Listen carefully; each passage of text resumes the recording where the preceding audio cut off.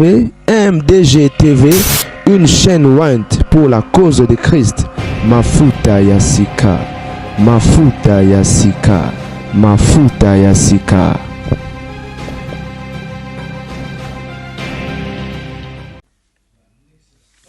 Salut les amis, certainement vous allez très bien. Bandeo Babolingo, j'étais des passages na Facebook. Nakutani na poste oyo. Au fait, ba poste, mon côté. Y a pas que ça. Nakutani na photo ya ndeko na biso na mwasi na ye. Bato ba yebi ba zo regretter. Balobi, ça fait à peine un mois kauta kobala. Ndeko na biso mobali bozomona. Et baningani à l'université, bazo lela. Akufi. Un mois akufi. À part ye, ndeko mwasi bozomona, ye ça faisait 5 mois à peine. Dorcas, azaki chantre en église, asala crise cardiaque, atiki mobali na ye. Atabino moko auto bala 5 mois, asali crise, atiki mobali na ye, akufi. Na éviter. Et il n'y a pas que ça. Bon, bah poste en haut, je crois, bah te belé surtout bah connecté dans les réseaux sociaux, tout le monde a mon ango, hein. Ils en a YouTube, na TikTok, surtout na TikTok, na Facebook. Et na kiti na ba commentaire. Et regret.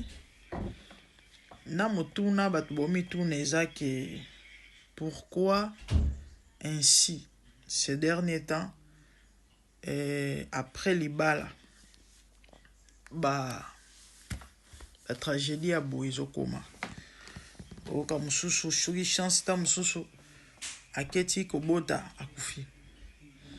Pourquoi mambo ezo salema na sala live moko. Je crois que c'est en 2024, année passée, je crois que c'est en 2024, na bossa na te zara nete.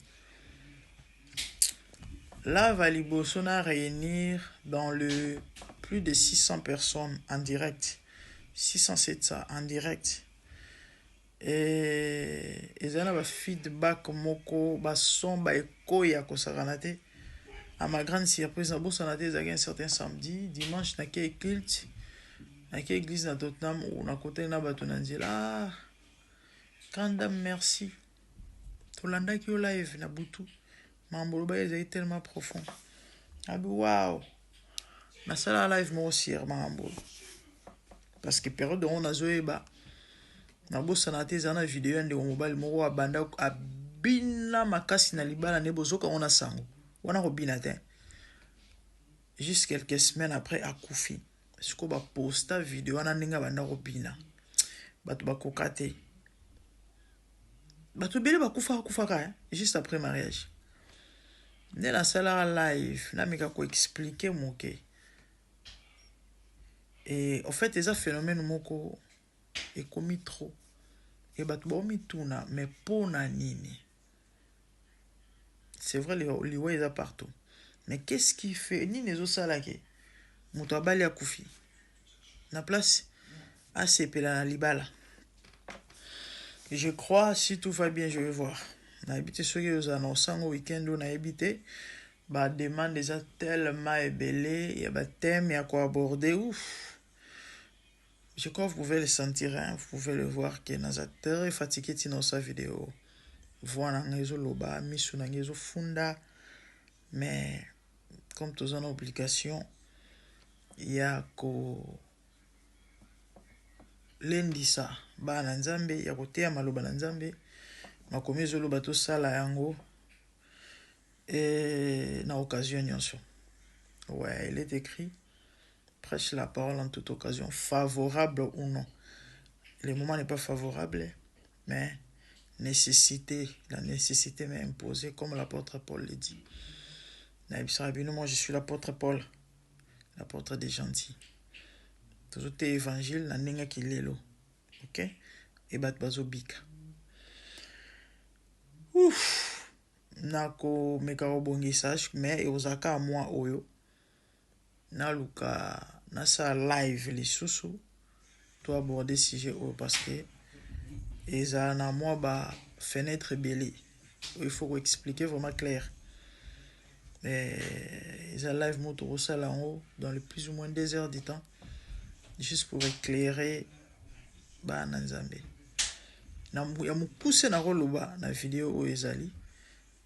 Kanga fungula matoye bien, partager yo kama malamu. Les mariages ezalaka engagement moko physique te. OK? Ezalaka spirituel. Ezalaka implication spirituelle ya makasi. Tant batu mibale balingani, tant batu mibale babalani, ezalaka 2 personnes te o babalani, mais ezalaka 2 familles ebalani. Or, chaque famille ezalaka na spiritualité na yango. Soki ba famille o mibale ebalani et que spirituellement baza compatible te, ba clash ko salema. Eza moko ya ba cause ya ba mawa. Ujumvwa. Oyo kinga. Oyo kite. Yana bato ebele ba mini zaka makambo yo. Ya omoni na yebisaka bato. Soko lingo bala mwasi to mobali to pe soko lingi mwasi to mobali. Eko présenter na famille. Famille ba sepeli na yete. Mama na bino tata na bino ba telemeli yo. Mususu ezala voir même na bandeko bango tout même moral. Mususu ezala ata mususu ekozaka mama papa moi ça va, mais généralement dans la plupart des cas la son maman boyi papa boyaka. Ya rare ekozala mama aza d'accord mais papa aza na moi. Oka bandeko ba se pencher na ngambu moko to na ngambu mibale. Mais mingi o ezala penza ke oyebi ke heba lingite. Misu ba osa assembla ko s'engager te na bandeli. Olingi mwasi, olingi mobali. Ata bolingani makasi ndenge nini. Soki famille elingi te, kocha mutu makasi te yaya. Kocha mutu makasi te. Sur 100%, y a ba relation aux familles boya, topé telemela.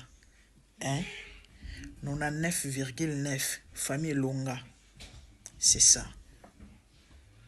Yana bato mususu ba telemela yo.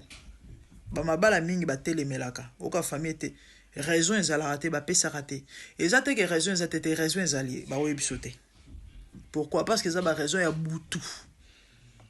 Eza ba raison butu na moi ba koloba ngote.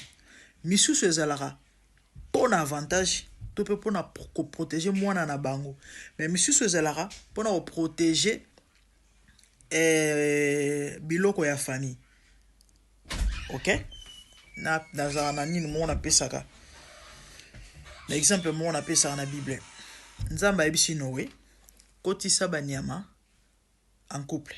Mwasi na mobali. Race par race. Donc des soso mwasi na mobali, des magorodo ya mwasi na ya mobali pour conserver leur race. Famille ozomona ezalaka na intérêt à conserver, ko protéger spiritualité nango. Eza force ya famille. Du coup, tango famille oyo ke kokota spiritualité nango ekozala avantage te na pour na famille na yo, na spiritualité famille na yo, ocha famille na danger, oko exposer famille tope vie na yo.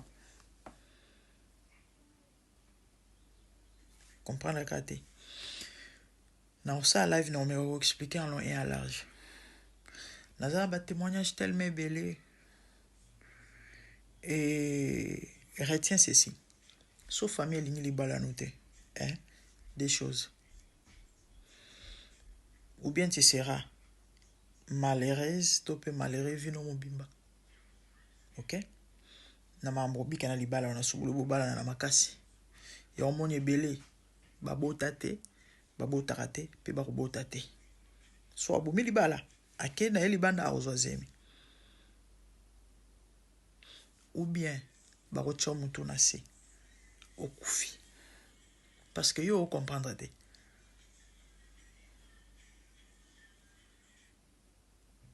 C'est ça. J'ai tellement de témoignages faute de temps, mais t'as tout ça live pour me expliquer. Et la famille n'a rechuté la vidéo où ouais, maman le baiser belé menalina fungo maman moké. La vidéo na sali ya bandeko bazo kufa après libala. OK? Et bon constater, bon remarquer ceux qui zongi et 3 décennies en arrière, 2, 3, bon, bah déjà, bah attendez, la série 9 déjà, bah maman, mais au bébé, sobo talika ba parents na biso, sobo zongi na ba série 8, voire même série 9. Plus grave, surtout tout au kiti, ba série 7 et autres, bon, constater. La plupart y a batu na ba à part ba exception, ba cas exceptionnel. Bon mona généralement et la plupart ba famille mikolo batu ba izaka à 100%. Ba mamango baby ndi ba kalate. Hein? Tant to ko bafouer ba principe. Je ne dis pas que les amabe so za mungalo bala mo yombe, je ne dis pas ça, mais soto zongi mwa kala bo constater ba couple mingi ezaki mama mungala papa mungala okati baza bangombe ate mama za kotali binza papa za baza bayombe 100%, baluba 100%, baza batetela 100%, mama ba mutetela papa ba mutetela kala mingi ezaki bongo. Avant indépendance, après indépendance, ma maman a comme bébé, je crois, dans la série 9. Mais avant, ils ont plus bongo. Et vous allez remarquer ou encore constater, il y a un monde qui mariage, journée bandako umela. Lelo boyo ka lingala ya, ba maman na biso kala na ba tata na biso kala, ba parents na biso, ba na ovana na ba mabala, ba na ko supporter ta passe, ba na ko umela. C'est parce que babanda ko bala na kana loyengete bandu bala na par rapport à ba principe ya ba spiritualité na ya ba famille bayombe na bayombe, c'est normal libale umela yo za bo no komina commentaire mais muninga na mo bazali bayombe mala ba kabona. Faut pour sa réflexion loin, faut réfléchir avant koloba. OK? Na banda koloba bayombe na bayombe baza na ba même interdit, baza na ba même réalité, baza na ba même principe, baza na ba mamu ndenge moko, parce que eza ekolo ya bayombe eza bongo baluba ndenge moko. Donc ce qui veut dire spirituellement ba s'accorder, ba osa compatible, ba yokana yango bomoni na tango akala babanda ko balela rabana basi pe mibali oka ba parents basi ba solo la ba yokana te mwana okota na famille, mwana okota na famille oka ba lukela mwana mo mwasi ba otuna na quartier wana base kolonine. Ah OK, mwana waza mwana ndenge nini babilo kona to ebino, voilà babaleli mwana na bango mwasi, babaleli mwana na bango mobali to pe balukeli bana ko se baser na ba critères na ba principe ya molimo ya mosunité, à part na bomoto il faut oza bizale malamu, oui, mais on est yaka après boyo karaté na ba famille misusu oka baluba bakota ate na bi muninga moko baza bangala na biso ya côté nini aibisanga bi grande dame mu biso na famille na biso na balube simba ate so bali moluba biso nyonso famille mbeye bike bo umela na minote bo kabwana parce que za bongo. En fait c'est ça. Biso bala bangala te, biso bala ba Congo te, biso na famille na biso ya ba biloko oyo bakuti yango et eza na ba raison bakuteli yango na ba cause na ba le pourquoi Et du coup, so yena lo yenge ke non, ngande, sans nzambe surtout, beta mutu na mur. Ndeko mwasi ndeko mobali. Avant de vous marier, consultez Dieu. La vidéo à liboso fana mentionné le quoi na busanaki. Avant de vous marier, consultez Dieu. Avant de vous mettre ensemble, consultez Dieu. Avant d'officialiser la relation, consultez Dieu. Avant d'aller plus loin à Bolingo, consultez Dieu. Pourquoi? Parce que Nzamba yebi ma bomba mi a famille na famille. Ayebi que place au mutu ezala danger te. Place au mutu o s'exposer te. Place au mutu e ozala pona bolamu na yo. Du coup Nzamba me permettre te to pa rotika yo te. Ceux qui mabe ezali o mutu. Il y a mes frères et sœurs, il y a des familles au coach au kekufa. Est-ce que yebi ki bitumba mobile o la lisa moi si mutu na sebo yebi?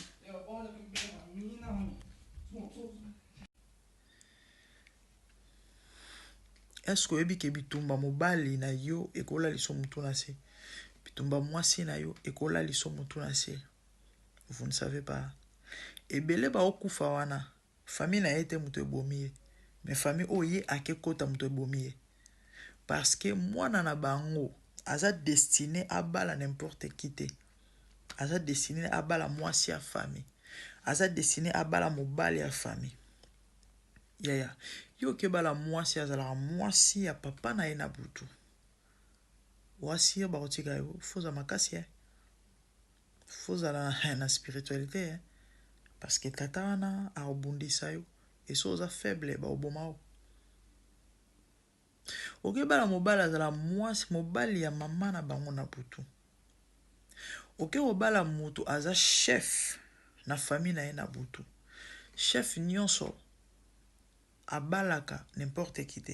Faut bala race na ye. Na yote chose à comprendre. Et vice versa.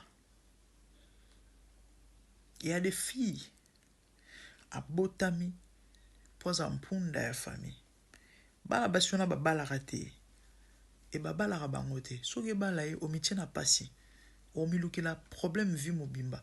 Bitumba ya vie mobimba. Et so za makasité spirituellement ba okitio mutu na se. Et ba bitumba famille l'embarate. C'est ça. Avant de vous marier, consultez Dieu. Et en abatu, batikala ba stérile bikomba vie mobimba. Batikala robotate. Malgré ba prière, malgré ba jeûne. Et le but est que faible. Yango moni ndekwe. Tala. Avant on kote nzambe na marambo misusu faut ba tena na babutisa. Ezana ba marambo o nzamba kotaka te. Boyebi te. Bitumba o nzamba bundaka. Et tope libala o nzamba oya ko défendre. Eza oyo peut-être azana intérêt na kati. To epesi gloire. C'est vrai, so nzamba sangisi pe batu. Bitumba ezalaka. Et wana nzamba ko défendre. Parce qu'azana intérêt. Parce qu'il doit réunir bino. Mais maman, yo ke obala na ndenge na yo. Parce que lingaki mobali. Papa obali moi c'est parce que yondo lingaki. Malgré nzamba la kishono ba révélation que moi si on a reçoit été mobile on a reçoit été ce que yebisanga oza si atokoti ba jeûner prière en nzamba akota marambo nzamba okota ngo. A okota te. Nzamba okota te. Parce que déjà yé moko la kisaki yoke. Place ozo kende wana danger ezagona. Ce que ya okota posa neti ni pour prévenir ki yo. Apekisa ki yo. Siko oya okote ba bitumba oyo ye moko na nazaki d'accord te okende ko bunda to pokende ko kota yango. Bomoni place ba chrétien bele bazo échouer. Ah nzambo tiki yo. Atiki yo na sansine.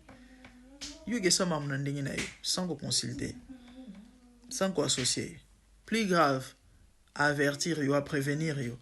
Non, yo muto makasi. Ke bunda na pa bokilo. Ke bunda na mama bokilo. Ke no bunda. Ke bunda. Ya te. Akota te. C'est ça. Lelo ba principe on a to bafua yango. oza soki ekolo nini, oke obala mwasi soki ekolo nini, na lobi teke eza mabeya, mais na expliquer ka ba danger na ba réalité. Il y a beaucoup à dire, mais bon, dans ça live, on va comprendre plus. Que Dieu vous bénisse. Je vis le Seigneur assis sur un trône très élevé, et les pans de sa robe remplissent les temples. Des séraphins s'étaient au-dessus de lui et criaient l'un à l'autre, disaient Saint, Saint, Saint est l'Éternel des armées. Toute la terre est pleine de sa gloire. Dans les cieux des cieux, là où vivent les rois, il y a des créatures qui l'adorent et les louent. Dans les lieux célestes, là où règne mon roi, il y a des anges qui chantent jour et nuit en sa gloire. Les 24 vieillards et les 4 êtres vivants, ensemble avec les anges, chantent en son honneur. Ils ont réussi l'homme d'adorer les rois, car il est l'unique, le seul vrai Dieu. Seigneur, reçois favorablement les paroles de ma bouche, car les portes furent ébranlées dans leur fondement par la voix qui retentissait, et la maison s'était remplie de fumée. Glorifie-toi. Dans les cieux, sur la terre, même sous la terre, toute langue confesse que Jésus est Seigneur, car il est élevé au-dessus de toutes choses, et son nom est au-dessus de tout nom. Jésus, je m'avance devant toi, oh mon Dieu, mon roi, unissant ma voix avec ceux des anges, en jetant nos couronnes et des coups pleins de parfums odoriférants, nous rendons gloire.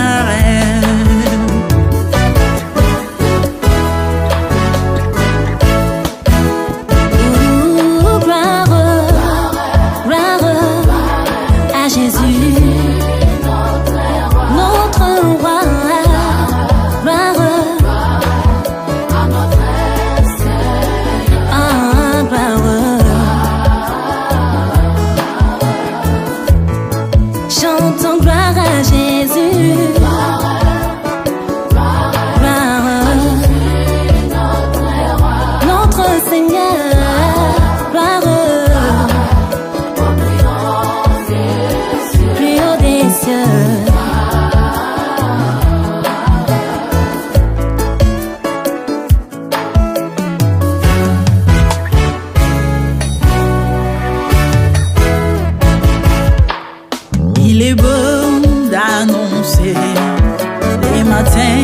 ta bonté. Voici mon sacrifice, la louange de ma bouche, les fruits de mes lèvres qui confessent ton nom en poussant des cris, car tes œuvres sont grandes. Bienvenue jour dans ta face que mille ailleurs, car tu es mon soleil, mon bouclier, ma tour forte. Tu me donnes la force du bif, tu m'arroses d'une huile fraîche. On ne se plaît à contempler mes ennemis grâce à toi.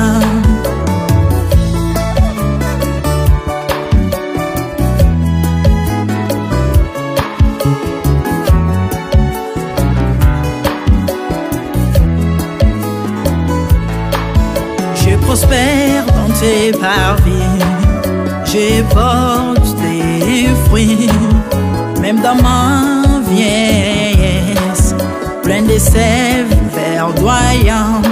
Comme le palmier, les justes croissent et s'élèvent comme les cèdres du Liban planté dans les jardins de Dieu. Dieu des vengeances s'élève pour venger mes ennemis. Il mettra la fin à la malice de leurs œuvres, car il est le Tout-Puissant, l'Éternel des armées, El Shaddai Adonai, El Elyon Sabaoth.